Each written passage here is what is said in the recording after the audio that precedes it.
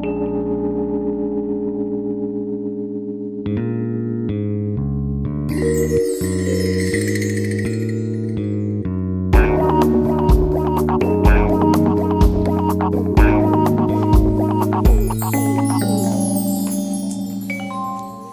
this is the World of Esports studio, right? It's a little bit boring from some of the episodes I've seen before. Jason, just not very interesting, mate. I had to bring a gift, had to spice things up a little bit, bring some action, some fun to the studio. And just so you guys know, I'm James Banks, and I'm taking over.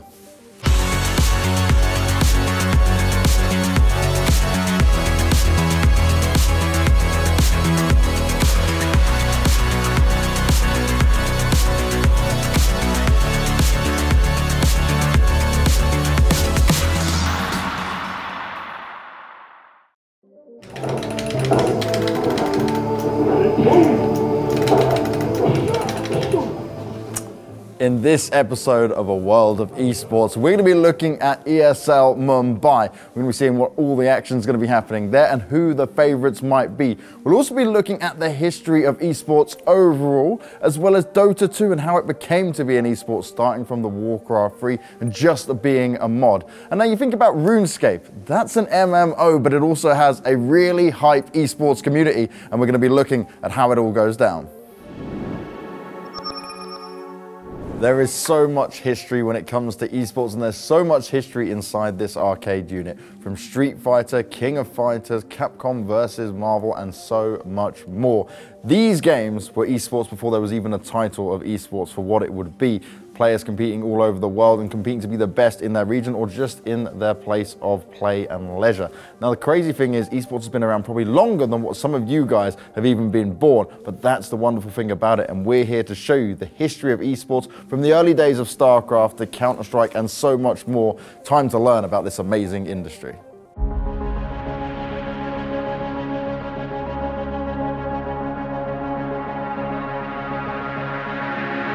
It all just started as a hobby. Video games were experimental time wasters meant to entertain the masses, but as with many other hobbies, gaming turned serious. Competitive gaming has come a long way in recent years, and it's only getting bigger. As with everything else, esports has humble beginnings where prize pools were far from the hundreds of thousands of dollars that have become the norm.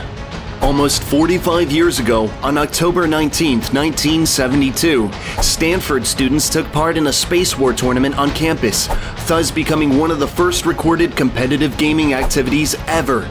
The prize? A year's subscription to Rolling Stone magazine. Just 8 years later, the legendary game studio Atari held an official Space Invaders Championship that would prove to be the birth of gaming as a competitive hobby. The tournament attracted more than 10,000 participants in what is considered the first large-scale video game competition. It didn't take long before high scores in arcade games would be considered actual records, worthy of praise and respect, and arcade halls attracted millions of video game enthusiasts as a result. Donkey Kong, Mrs. Pac-Man, Centipede, and many other games were played on a competitive basis, but it wasn't until the home computer came along, and later, the revolutionary internet, that we would see the birth of modern esports. Gaming quickly became more than just gaming. No more standing around inside the crowded arcade halls waiting to push harder in quarters through the slots. Now you could play the latest and best games at home, and even against other people. Popular games such as Doom, Wolfenstein, Quake, and Half-Life were the pioneers of the first-person shooter genre, laying the foundation of the modern shooters and even giving birth to Counter-Strike, which started off as a Half-Life modification. Another popular game, Defense of the Ancients, also known as Dota, started as a Warcraft modification, and along with StarCraft, these games cemented their position as premier competitive real-time strategy games, becoming the darlings of the South Korean scene. South Korea is often mentioned as a forerunner when it comes to online gaming, as the country has had a passion for esports since the turn of the millennium, idolizing StarCraft players in true rockstar fashion. It took a while before other regions such as North America and Europe caught on to the esports fad, but it's come a long way since, going from events in auditoriums to sold-out arenas across the globe.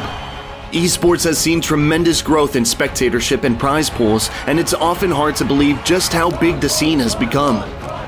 Millions of concurrent viewers have watched their favorite games streamed online during every tournament. In CSGO, the recent major in Katowice reached a peak of 1.19 million concurrent viewers and a grand prize of $500,000. Looking at Dota 2's largest annual tournament, the International, we've seen it grow to extreme heights as the prize pool has gone from an impressive $2.87 million in 2013 to the astronomical $25.5 million awarded in 2018. Competitive gaming is booming like never before, and even though we're well past the birth of esports, this is just the beginning.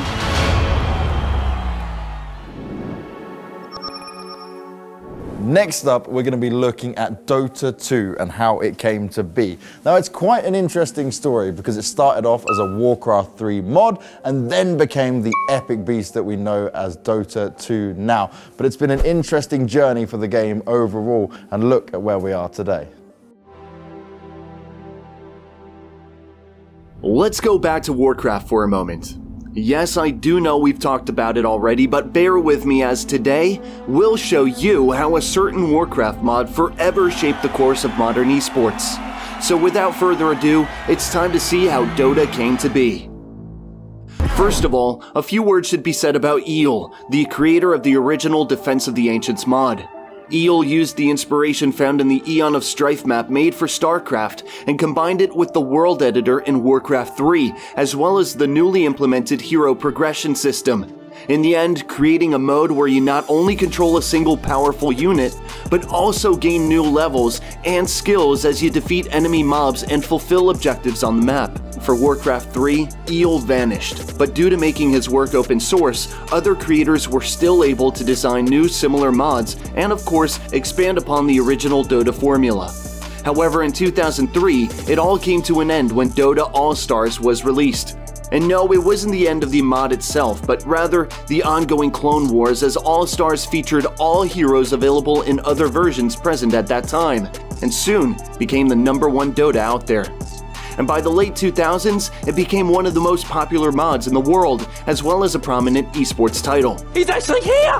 He's got another buyback! They're trying to push back the Windrunner! He will burn! The Windrunner will die! The Windrunner will die! The Windrunner does die! Kinda weird how mods outgrow their parent games, right? But at that time, Dota started gaining commercial attention, and other standalone MOBAs entered the scene, namely League of Legends, coincidentally made by former Dota developers. And that's when IceFrog, who had previously spent a few years leading the Dota project and tweaking the mod's balance, seized a golden opportunity. Some of Valve's employees took interest in his work, and after some negotiations, IceFrog was hired by the company to work on a true sequel to Dota All-Stars. After hiring IceFrog, Valve used the word Dota to name their newly acquired franchise, and 1 year later, in October 2010, they announced Dota 2, shortly after filing a trademark claim to the name. And no, the story doesn't end here.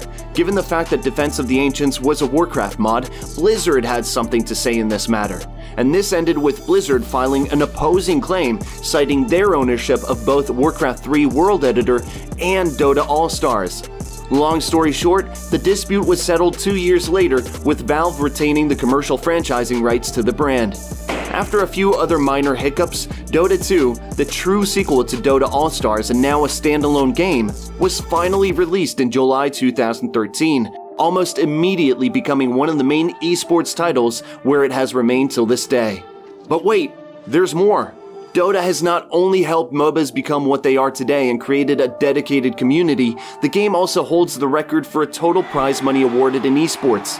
According to esportsearnings.com, Dota 2 boasts almost $180 million in total prize money awarded, and that's certainly something to be proud of.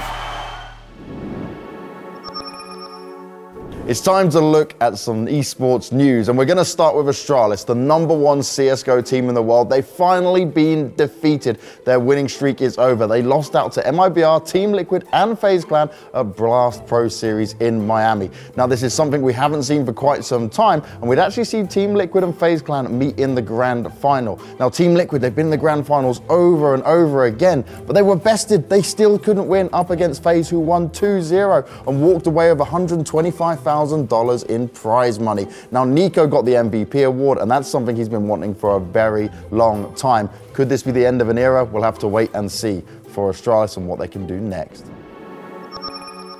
Now, it's not a surprise that with China being the most populous country on Earth, a lot of markets are booming there, and esports is not an exception. That's why, according to a report published in the China Central Television, the esports market generated around 1.25 billion in 2018, with predictions saying that it will reach a whopping 3 billion by 2020. Hey, who wouldn't want some of that money? Now, that's why it's being done in China to further help the industry go, and the government is now even passing laws saying that the esports operator and esports player are two new legitimate professions in the country. Fantastic stuff coming out from China. Maybe other countries will follow suit.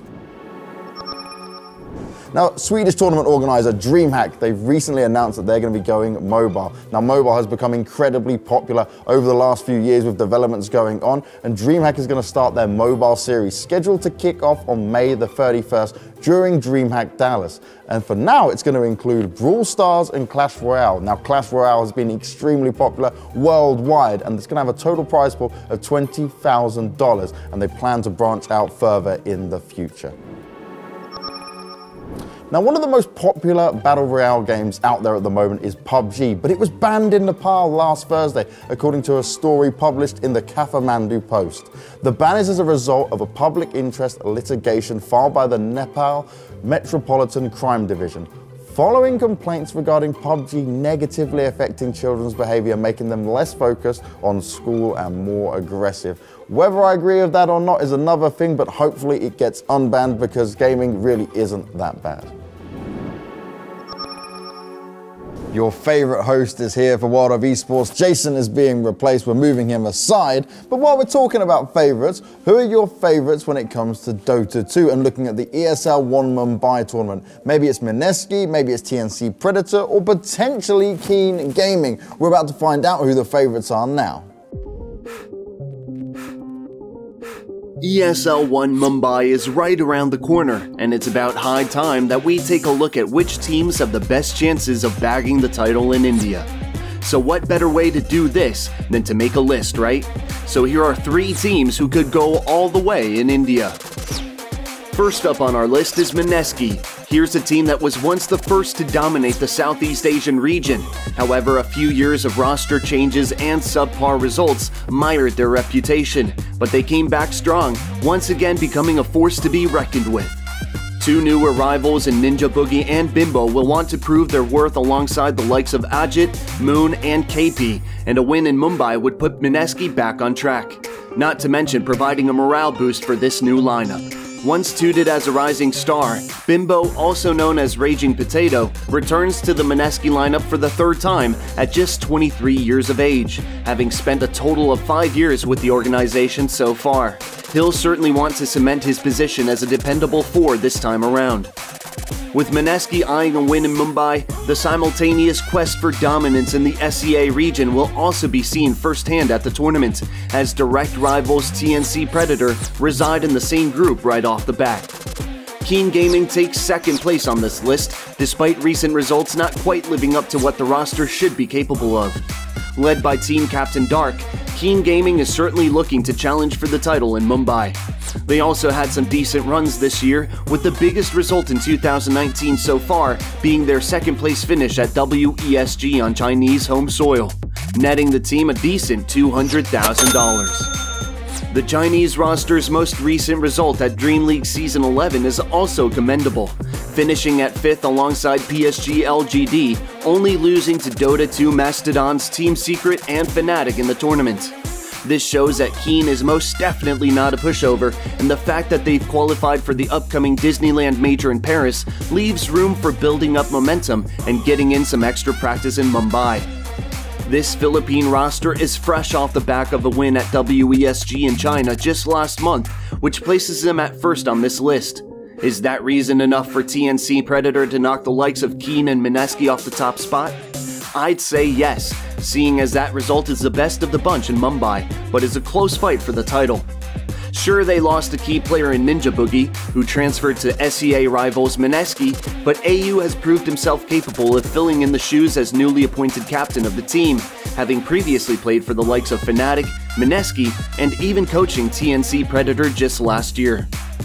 As an added bonus for TNC Predator is Cuckoo's return to the lineup.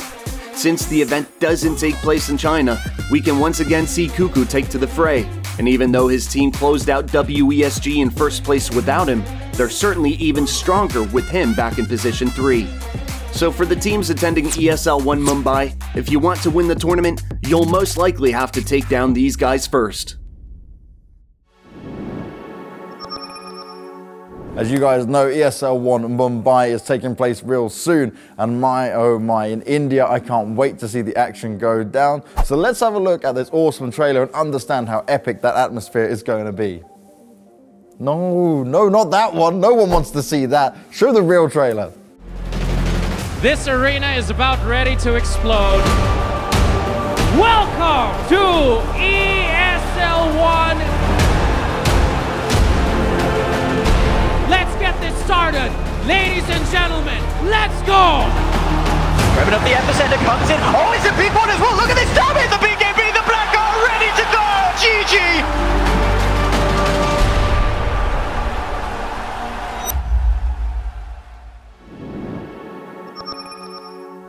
In this week's social media section, we would like to start things off with some beef coming up from the NBA 2K League.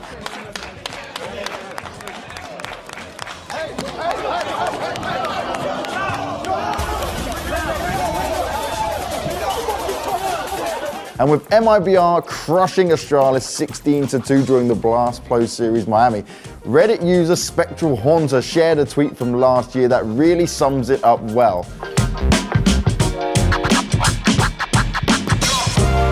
Do you remember seeing Chris J playing for a different team than Mousesports? I know it's hard to imagine, as Sunday marked his 2000th day with them out of all 2,353 days in teams according to HLTV.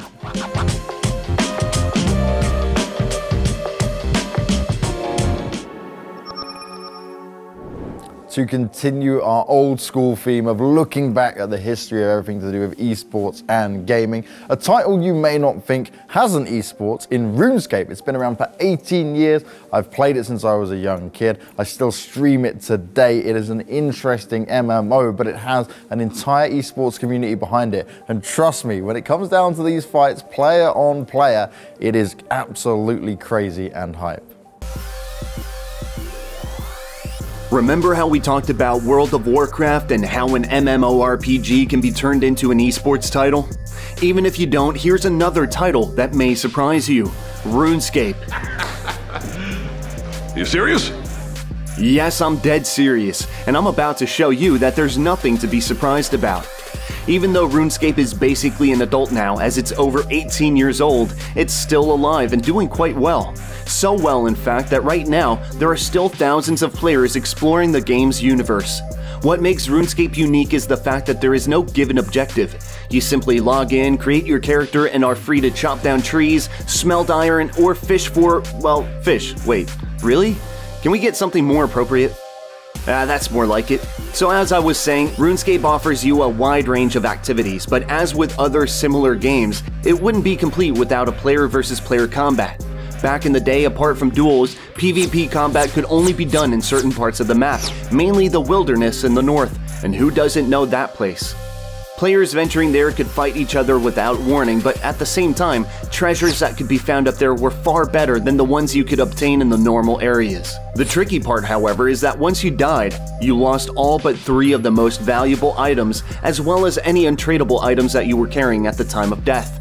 And if that wasn't enough, you then only had 60 minutes to run back from your spawn point to retrieve your items, provided that other people wouldn't loot it first, of course. Over the years, RuneScape hasn't seen many changes to PvP combat, at least not until 2015, when the Deadman mode was introduced to the old-school RuneScape game. But first things first, what exactly is OSRS? Well, to put it short, it lets you experience how the game looked like and felt during its glory days, and it's being developed simultaneously to the newest RS edition by the game's creators, Jagex. But seriously, can an old and nostalgic version of an adult game really be that popular? Well, it turns out it can, as according to this statistic, old school RuneScape has more active players than the newest version, sometimes referred to as RuneScape 3. Right, now that we've got that out of the way, time to go back and talk about the Deadman mode. With high demand and a growing interest in more advanced player versus player combat, Jagex created a unique and punishing game mode for old school RuneScape. With an emphasis on survival in an unforgiving player versus player environment, it's the ultimate in competitive gaming for old school RuneScape. What differentiates Deadman mode from ordinary old school RuneScape is the raft of changes to content designed to make it as brutal and fiercely contested as possible. Sounds cruel, but it possibly can't look that cruel, can it? Okay, it can. Turns out that enabling PvP combat everywhere, accelerating experience gain ratings, and a vision of losing everything, including your XP upon death, is something people are really fond of and are eager to try out. And that's why it shouldn't be a surprise that Jagex turned this particular mode into an esport, especially this year hosting 4 Deadman seasons, with each season ending in Deadman Finals. Seasons are temporary and act as a selection tool for the finals, to which the top 2,000 players are invited. The finals then last for 1 week and can be witnessed live on Twitch. All participants are in time pushed to fight in a small area due to an approaching deadly fog. That does ring a bell, doesn't it? And after a while, the remaining 256 players are forced into a series of 1v1 duels, some of which are played out in front of a live audience. And it's not too hard to wonder why this game mode is so popular, as the best fighters are able to earn tens of thousands of dollars, with the latest concluded spring season featuring over $30,000 of prize money. So as you can see, despite being a veteran when it comes to MMO games, RuneScape still has plenty to offer and continues to grow even as an esports title. Maybe I should find my login details.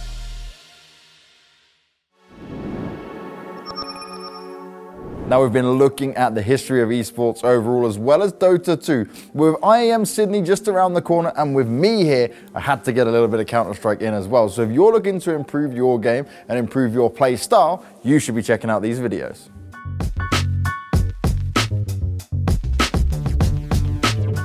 So I'm focusing on getting my brown holes guy into position of actually taking brown holes by supporting him with a flash to counter any OPer playing lower area on B side or even upper on B side. I'm trying to just flash him in and get him as much comfortable as I can with threat fragging, like giving him space to do whatever he wants, but at the same time be close enough to trade frag him and chase the guy that is eventually killing him or something like that.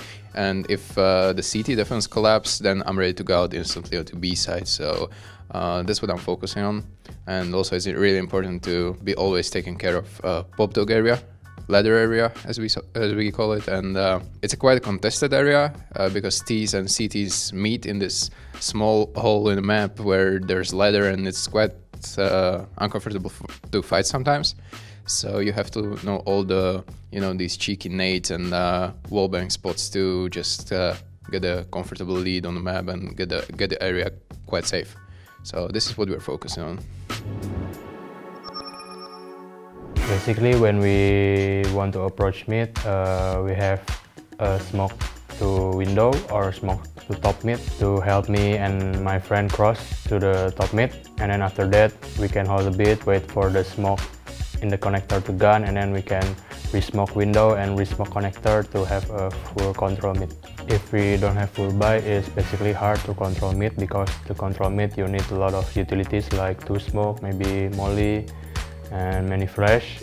If we don't have a lot of economies, maybe we can do simple things like execute B with 3 flash or 4 flash and 1 smoke, or we can do a simple execute A with 2 guys flanking in underpass.